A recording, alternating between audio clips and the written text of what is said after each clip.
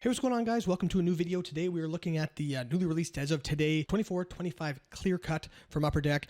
One of the biggest boomer bust, probably the biggest boomer bust product in all of hockey card collecting. 150-ish online. I've seen it for about 150 to 160, $165 in that price range for one single card. All autographed cards, but having an autograph doesn't necessarily mean it's automatically worth a ton of money. So definitely could be some pretty weak, pretty low floor $5 cards in here. So you definitely take a risk. One way I like looking at it, it's all about dart throws. The more dart throws you get in a box to make your money back, the better it can be, the better chance you have of making your money back. You get 2 dart throws here. The floor, I will talk about. The floor is not as bad as it's been in recent years, especially last year. But the ceiling is also kind of cut in order to bring that floor up. It's interesting. There's definitely some stuff to talk about, especially about the checklist. The checklist is definitely interesting this year. What the heck is it? Well, it's basically a 24-25 flagship designed card. The base set is broken up into vets, rookies, and greats. Vets are 1 in 6, rookies 1 in 4, legends are 1 in 75. Parallels of the base also borrowed from flagship, which include outburst. The silvers are at 25. They're not numbered in flagship. High glass out of 10, and the gold outbursts are 1 of 1, just like flagship. The canvas signatures are also borrowed from flagship. Red versions of those are numbered to the jerseys, and there's gold ink 1 of 1s of those. The only card in Clear Cut that isn't autographed are the rookie debuts, but that's because the redemption card that comes with them, you get like a non-autographed version of the card, and then when they get the actual autographed ones in hand, those are a redemption, so that's why some of those aren't autographed. Those are 25 copies and 1 of 1, so super tough pulls anyway. As for inserts, Crystalline Stars, new insert this year.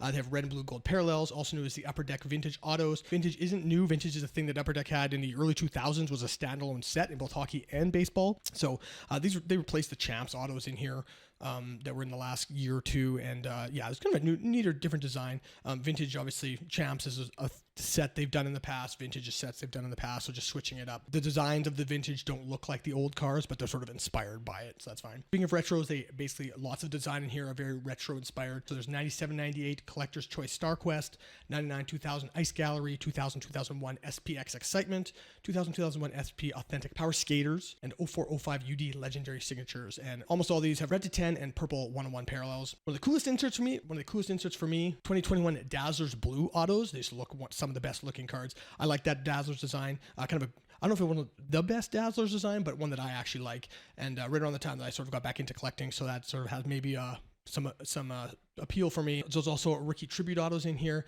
Usually the Young Guns design from whatever year they had their Young Gun, but some are trilogy. There's also Future Watch autos, alternate rookies. The biggest name on that one being Jack Hughes, so not huge name rookies on there, but still it's cool to see those tributes. They're fun. There's lots and lots of updates in here. Speaking of those tributes, lots of updates are tributes. Lots of tributes are updates, but just general updates going back to 2020. I've seen tons of cards from the last few years being pulled out of here, like Kiprasov rookies and stuff like that. So yeah, lots of rookies and lots of updates in here. Keep that in mind. I was going to mention the checklist. The one crazy thing about the checklist this year is that some of the biggest names in hockey as far as vets go, namely McDavid, Ovechkin, McKinnon, Matthews, Marner, are not on the checklist. They have no cards in here. Crosby is in here only as an update. He's also not on the checklist or as a base card. Draisaitl has 1 card in the whole set, and it's a short print crystalline, I think, gold out of 10.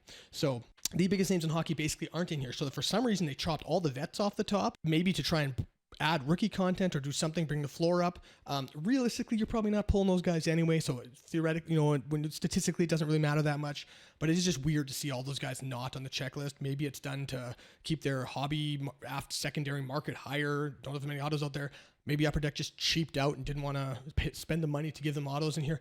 Who knows? Either way, they're not in here. The ceiling is lowered a little bit, but it seems like they brought the floor up a little bit. More people are going to be pulling sort of mid-tier cards, less of the like base vet autos. The other thing, too, is that the vets that are in here are pretty undesirable. There's out of the 44, there's maybe 3 of them. Bedard, Makar, and Kiprasov.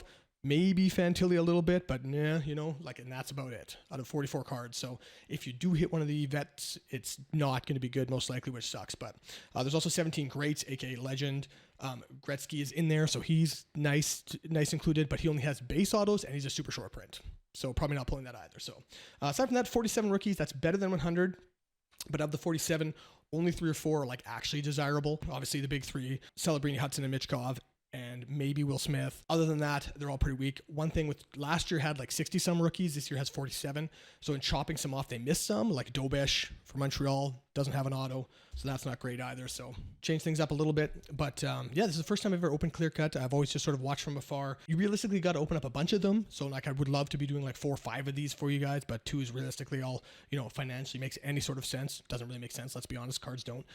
But here we are. So 2 shots at it. This will be one of those videos where I talked the whole time at the start and the ripping is the actual rip is super short, but we're going to do that's the way it works with this stuff. So here we go. Clear cut. The back is effectively the most worthless thing Upper Deck has ever printed. You get an autograph card and that's it. They literally are telling you nothing on there anymore. I didn't look at last year's box, so I don't know if that's what it said there too, but I mean, they just get worse and worse with the info. So here we go. We get 2 dart throws. Odds are we're getting at least the odds are we're not going to be getting like a super base. Like they're in here, obviously. I mean, you could pull a $5 Tomas Hertl autograph. No shade to Tomas Hertl. That's just what came to mind. But it seems like the inserts are better. There is more rookie content in here, which is, better. Like, I don't know if you want to pull a great rookie or a bad rookie, but, more chance to pull something decent at least. The mid-range is definitely seems to be improved. So box number 1, this is it. Remember, 150 to 160 bucks a card. It's pretty hard to make your money back at that with 1 dart throw.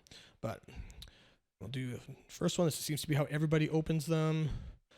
So it's a base, unfortunately. So it could be a rookie. The rookies actually, like the current rookies don't use their Young Gun design, but this is most likely just a base of, yes, there you go. There's the floor right there. An Andrew Kopp base auto, unfortunately. So there you go. They're all in a 1 touch. It's kind of cool. This is an update base auto. That's right. I should recognize that's not the 23-24 design. That's 22-23.